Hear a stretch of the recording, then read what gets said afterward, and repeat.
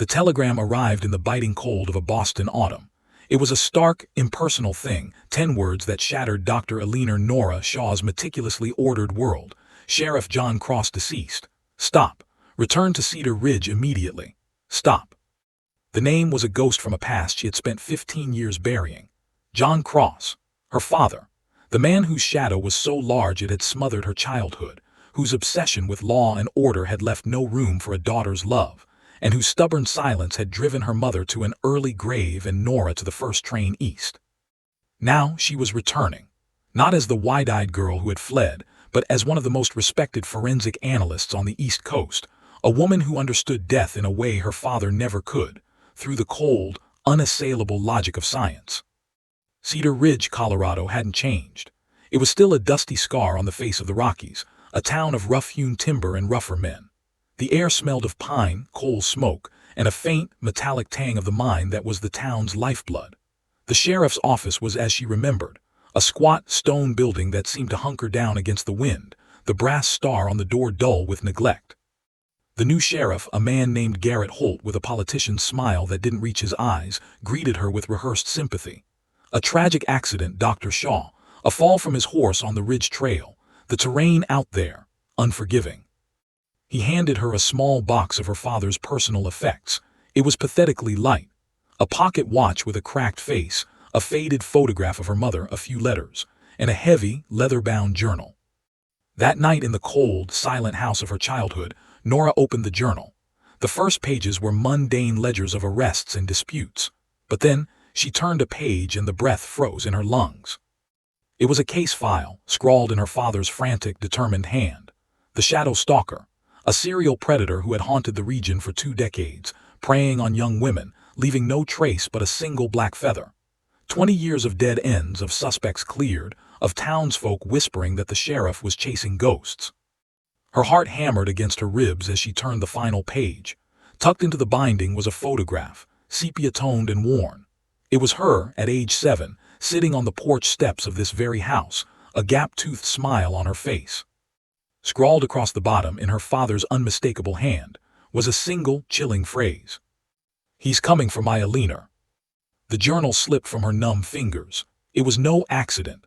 Her father had been murdered, and the killer he had hunted for half his life was now hunting her. The Colorado sun did little to warm the chill that had settled in Nora's bones. The town of Cedar Ridge watched her with a collective, guarded gaze.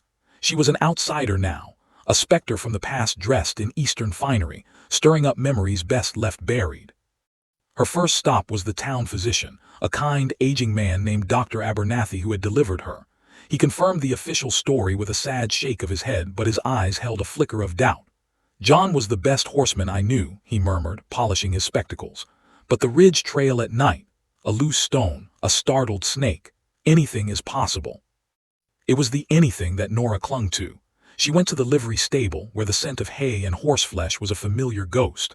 The stable hand, a young man with honest eyes, remembered her father's horse being brought in that night. "Old Samson was spooked, all right," he said, trembling like a leaf, "but there wasn't a mark on IM." Next, she sought out the undertaker. With the authority of her profession, she demanded to see the body. The man, pallid and nervous, led her to the cold, silent back room. Her father lay on a slab, his face a waxy mask of peace that was a lie. Setting her jaw, Nora began her examination. She ignored the massive trauma to the back of his skull, the fall. She looked past it, and there, almost hidden in the hairline at his temple, was a small, precise, circular bruise. A mark not from a rock, but from the muzzle of a gun, pressed tight to silence the shot. Her suspicion was now certainty. This was execution. As she walked back through the town, the feeling of being watched was a physical weight. She felt the presence of the killer her father had written about, a shadow just beyond the edge of her vision. Desperate for an anchor, she found herself at the town's only bookstore, a dusty, wonderful place called The Reader's Respite. The owner was a man named Ben Carter. He was around her age, with the broad shoulders of a man who worked with his hands but the thoughtful, intelligent eyes of a scholar. He didn't offer hollow condolences. Instead, he handed her a cup of strong, black coffee. "Your father was a good man," he said simply. "A complicated one, but good. He spent a lot of time in here, researching old maps, local folklore. He was trying to understand the pattern." Ben was the first person who didn't look at her with pity or suspicion. In his quiet presence, The knot of fear in her chest loosened, just a fraction. He represented a sliver of the Cedar Ridge she had forgotten, one of decency and quiet strength. But the respite was short-lived. Returning to her father's house, she found the back window pane shattered, a rock lying amidst the shards on the floor. Tied to the rock was a single black feather. The message was as clear as it was terrifying.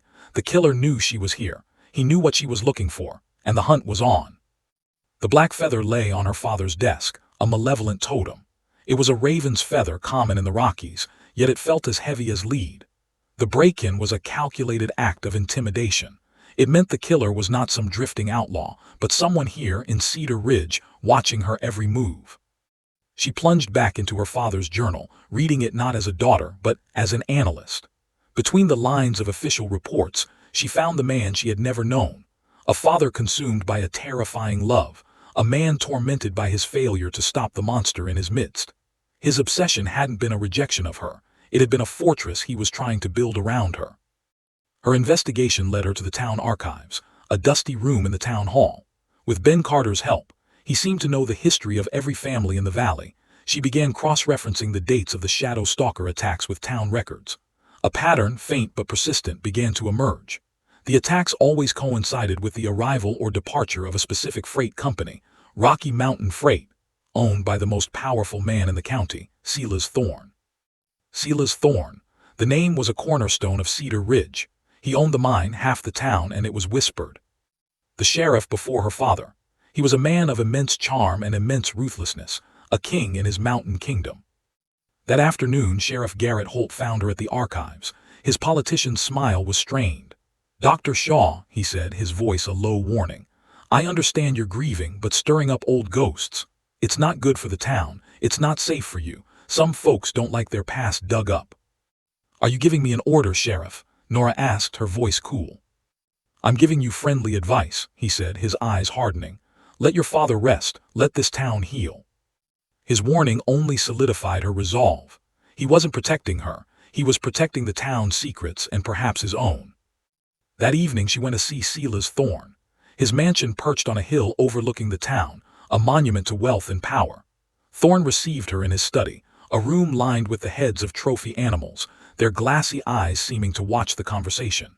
He was a large man, with a booming voice and a handshake that could crush bone.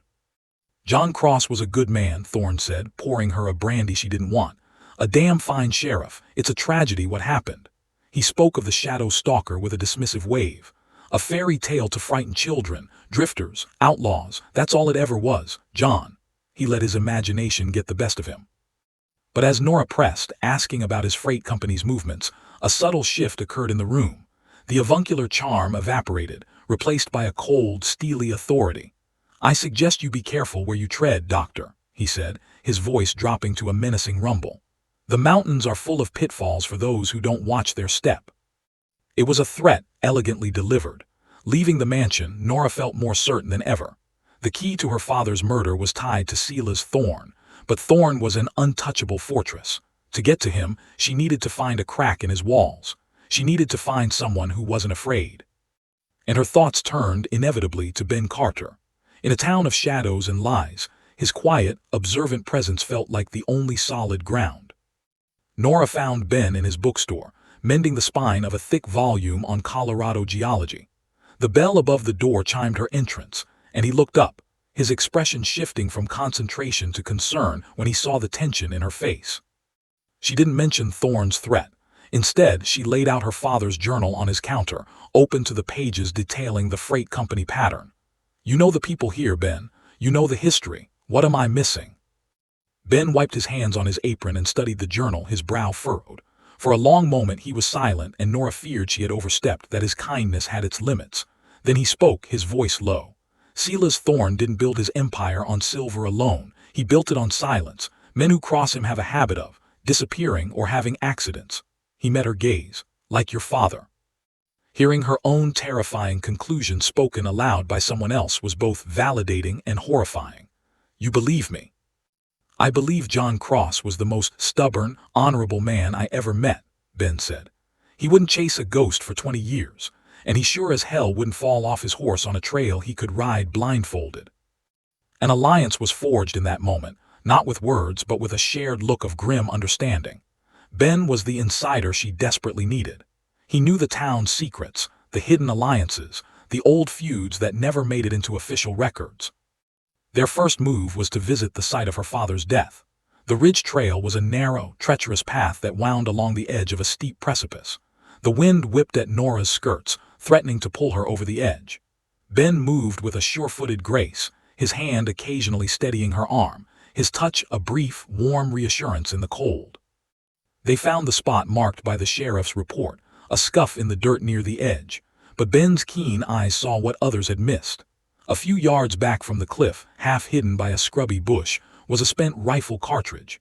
It wasn't from her father's Winchester. "It's a .4440, Ben said, picking it up carefully. "Common enough, but it's fresh." He looked around, his gaze calculating.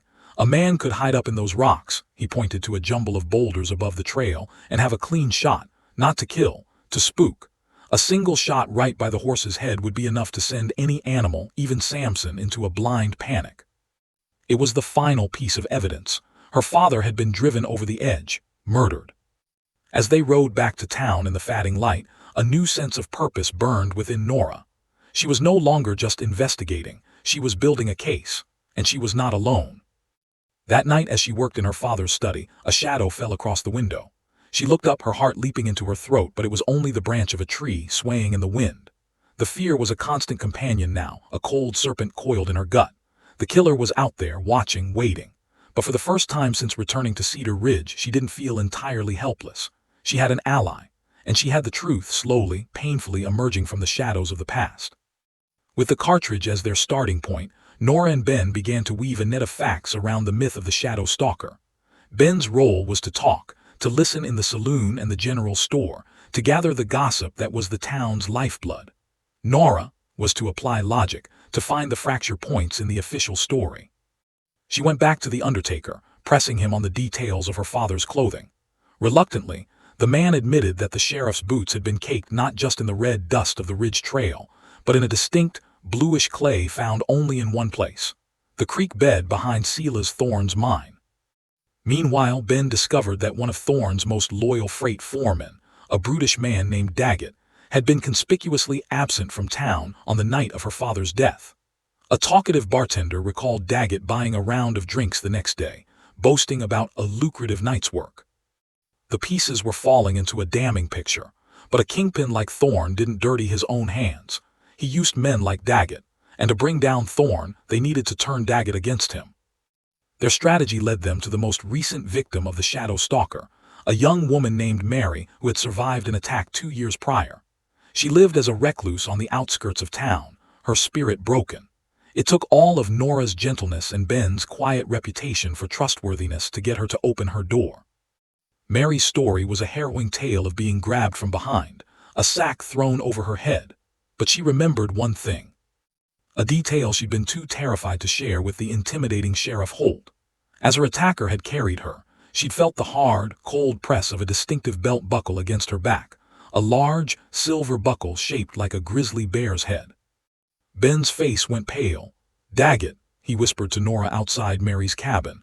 "He won that buckle in a fighting contest last year. He never takes it off." They had their direct link. Daggett was the Shadow Stalker, and he was in Thorne's pocket. Elated by the breakthrough, they made a plan to present their evidence to Sheriff Holt. It was a risk. Holt was close to Thorne, but it was the lawful path. They arranged to meet him at his office after dark. But as they approached the sheriff's office, a figure darted from the alleyway. It was Dr. Abernathy, the town physician, his face ashen with fear. He grabbed Nora's arm, his grip surprisingly strong. "You must stop this," he hissed, his eyes darting nervously. "You're digging your own grave. Thorne knows everything. Holt reports to him." Before Nora could respond, a shot rang out, shattering the silence of the night. Dr. Abernathy cried out, stumbling forward. A dark bloom of blood spread across his back. He collapsed into Nora's arms, his eyes wide with shock. "Ben!" Nora screamed, dropping to her knees, trying to stem the flow of blood. But Ben was already pulling her up, his own face a mask of fury and fear. "We have to go. Now." He half-dragged her into the shadows of a nearby alley as another shot ricocheted off the stone wall where they'd been standing. Crouched in the darkness, clutching Ben's arm, Nora watched the life fade from Dr. Abernathy's eyes. The killer wasn't just watching anymore. He was shooting, and he had just murdered an old man to protect his secret. The game had turned deadly. The hunter was now the hunted. They fled into the night, the cold mountain air burning their lungs. The sound of the gunshot still echoed in the silent streets, a dinner bell calling the hounds. Ben led her not to the main roads, but through a labyrinth of back alleys and forgotten paths behind the town, his knowledge of Cedar Ridge their only shield. They ended up in a small, secluded hunter's cabin deep in the woods, a place Ben's father had built.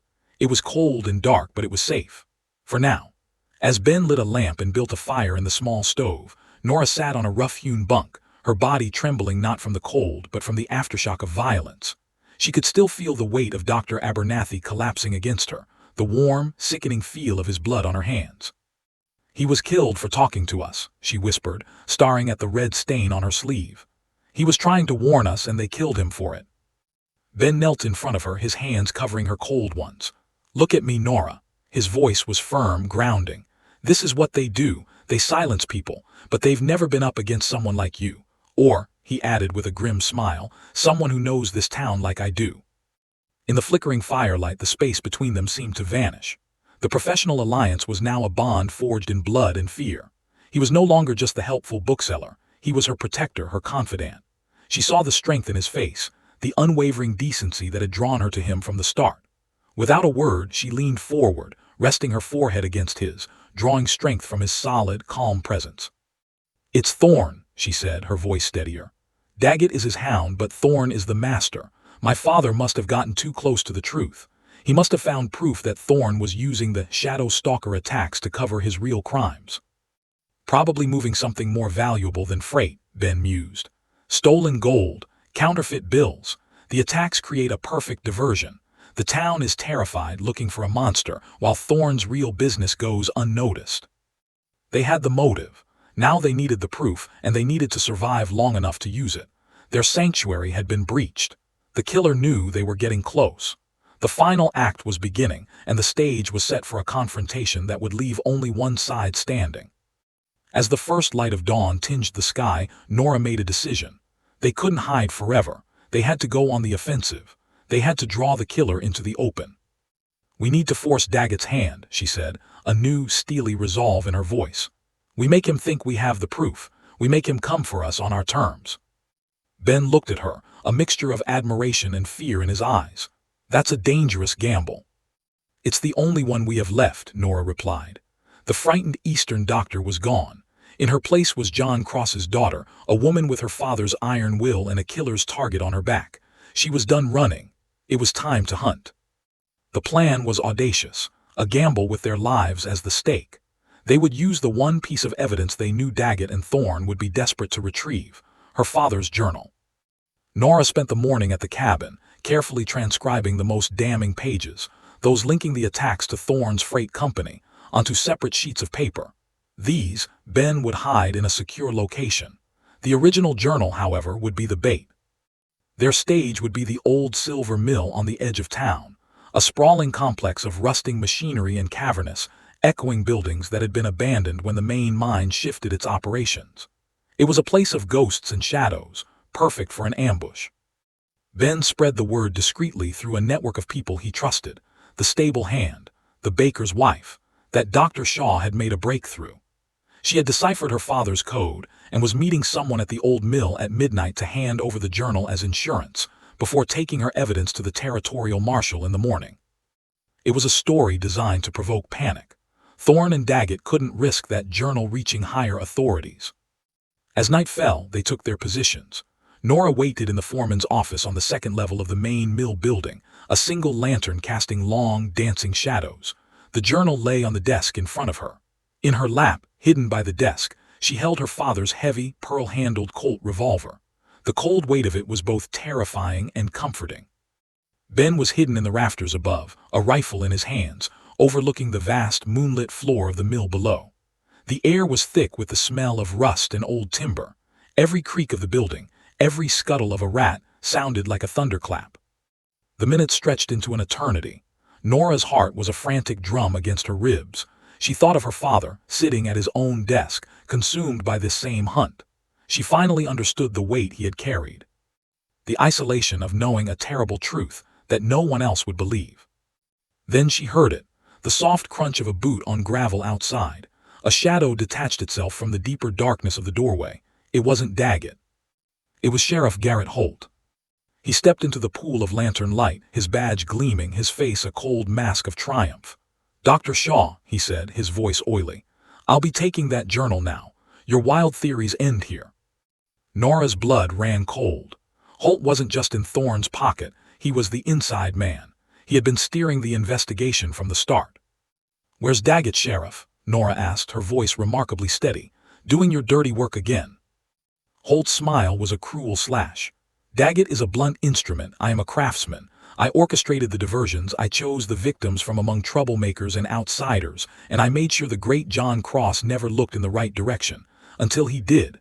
He took a step closer. "Now, the journal." From the rafters, Ben's voice rang out, clear and sharp. "That's far enough, Holt." Holt froze, his eyes darting upward. In that split second of distraction, Nora raised the Colt, her hands trembling but her aim true. "It's over, Sheriff." But Holt was a snake and he was fast. He dropped into a crouch, his own pistol flashing from its holster. "No, Doctor," he snarled. "It's just beginning." The roar of a gunshot filled the cavernous space. The gunshot that echoed through the mill was Ben's. His bullet struck the floor inches from Holt's hand, causing the sheriff to flinch and his own shot to go wide, splintering the wood of the desk. In that moment all pretenses fell away. The lawman was gone, replaced by a cornered, vicious animal. "You," Nora breathed, the final piece of the puzzle snapping into place with horrifying clarity. "You're the Shadow Stalker, not Daggett, you." Holt laughed, a harsh, ugly sound. "Daggett, that fool provides the muscle and takes the blame. I provide the brains. Thorne provides the protection. It's a profitable arrangement." He kept his gun trained on her, his eyes flicking between her and the shadows where Ben was hidden. "We move gold stolen from up north. The Shadow Stalker keeps the town scared and looking the other way. It was perfect. Until your father started poking around the freight schedules. He was getting too close." "So you murdered him," Nora said, the words laced with a grief so profound it felt like a physical wound. "He gave me no choice," Holt spat. "He was going to the territorial marshal. He was going to ruin everything." A new voice, cold and authoritative, cut through the tension from the doorway. "It would seem he is not the only one." Silas Thorne stood there, flanked by two of his men, including the hulking Daggett. He looked every bit the disappointed patriarch. "Garrett, this is messy. A dead sheriff is one thing. A dead doctor from Boston and a dead bookseller. That draws the wrong kind of attention." Holt's confidence wavered. "Silas, I have it under control." "You've lost control," Thorne said, his voice dripping with contempt. He looked at Nora. "The journal, my dear, and this unfortunate incident ends. You and Mr. Carter will have your accident, and the story of the Shadow Stalker will die with you. A tragic, final chapter." They were surrounded. Holt in front of her, Thorne and his men blocking the only exit. The trap they had set had sprung, but they were the ones caught in its jaws. Nora looked at the journal, then at Holt's desperate face, and finally at Thorne's cold, calculating eyes. Her father had died for this. Dr. Abernathy had died for this. She would not let their deaths be in vain. Her grip tightened on the Colt. "My father spent 20 years hunting you," she said, her voice ringing in the silence. "I won't let you win in a single night." Ben's rifle spoke again from the rafters, and one of Thorne's men cried out, clutching his shoulder. In the chaos, Nora dropped behind the desk as Holt and Daggett returned fire. The mill became a thunderous storm of gunfire and shouting. She was her father's daughter, and she would see his killer brought to justice or die trying. The mill became a battlefield. Bullets whined through the air, ricocheting off metal machinery with sharp pings. Ben, from his vantage point in the rafters, provided covering fire, keeping Thorne's men pinned near the entrance. Nora, crouched behind the heavy oak desk, knew she was the primary target. Holt was scrambling toward her, his face a mask of rage. This was no longer about the journal, it was about survival. She peered over the desk and saw Daggett raising his rifle toward Ben's position. Without hesitation, Nora aimed her father's Colt and fired. The recoil jarred her arm, but her shot hit true, striking Daggett in the leg. He roared in pain and collapsed. Holt used the distraction to make his move. He lunged over the desk, grabbing for her wrist. They struggled, a brutal, close-quarters fight for the gun. Holt was stronger, his fingers like iron prying at her grip. The sour smell of his breath and the wild look in his eyes filled her world. "Your father was a fool," he grunted, forcing the barrel of the gun toward her face. "And you're just like him." In that moment, a memory flashed in Nora's mind. Her father, years ago, teaching her a desperate, disarming move in this very office, laughing as she practiced on him. "Just in case, my little Ellie," he had said. With a surge of strength born of that memory, she twisted her body, using Holt's own momentum against him. She drove her knee upward and wrenched her wrist free. The gun went off, the blast deafening at close range. Holt staggered back, a look of profound shock on his face. A dark stain began to spread across the front of his shirt. He looked down, then up at her, before his legs gave way and he crumpled to the floor. The gunfire stopped. In the sudden silence, the only sound was Holt's ragged, gurgling breath. Silas Thorne stood near the doorway, his hands raised. Ben had descended from the rafters, his rifle trained squarely on the mine owner's chest. Thorne's remaining man had dropped his weapon. "It's over, Thorne," Ben said, his voice cold as steel. The town, awakened by the gunfire, began to gather outside. They saw Ben Carter and the Boston doctor standing over the dying sheriff, with the mighty Silas Thorne under guard. The story unfolded in that single, damning image. As the first rays of the sun pierced the dusty windows of the mill, illuminating the scene of the showdown, Nora knelt by Holt. The hatred was gone, replaced by a hollow pity. "Why?" she whispered. Holt's eyes were glazing over. "The power, he promised me, the whole town." His breath rattled and then he was still. The Shadow Stalker was dead, but the victory felt ashen. Justice had been served, but it had cost everything. The aftermath was a whirlwind. The territorial marshal arrived, and with the evidence from her father's journal and their testimonies, Silas Thorne's empire crumbled. He was charged with murder, conspiracy, and a litany of other crimes. The town of Cedar Ridge, freed from the shadow that had haunted it for a generation, began to breathe again.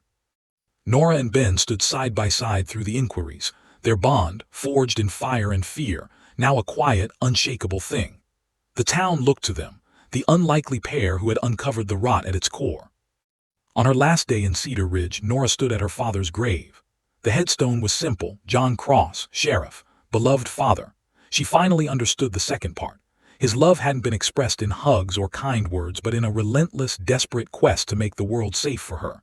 His journal wasn't just a case file, it was a love letter, written in obsession and fear.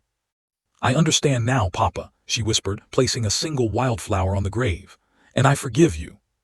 Ben found her there. The future was an open road. She had her career in Boston, a life of order and science. But her heart was here, in this messy, complicated town, with this quiet, strong man. "You could stay," he said, his voice soft with hope. "The town needs a sheriff they can trust." Nora looked from his face to her father's headstone, and then out over the town nestled in the valley. It was no longer a prison of bad memories, but a place of redemption, a place where her father's legacy could be honored. She took Ben's hand. Her father's star was in the other. "I'm not a sheriff," she said, "but I am his daughter." A slow, understanding smile spread across Ben's face. Together, they walked down the hill, toward the sheriff's office, toward a future they would build together, not in the shadow of the past, but in the light of the truth they had fought so hard to reveal. The story of Cedar Ridge had a new author, and its next chapter was just beginning.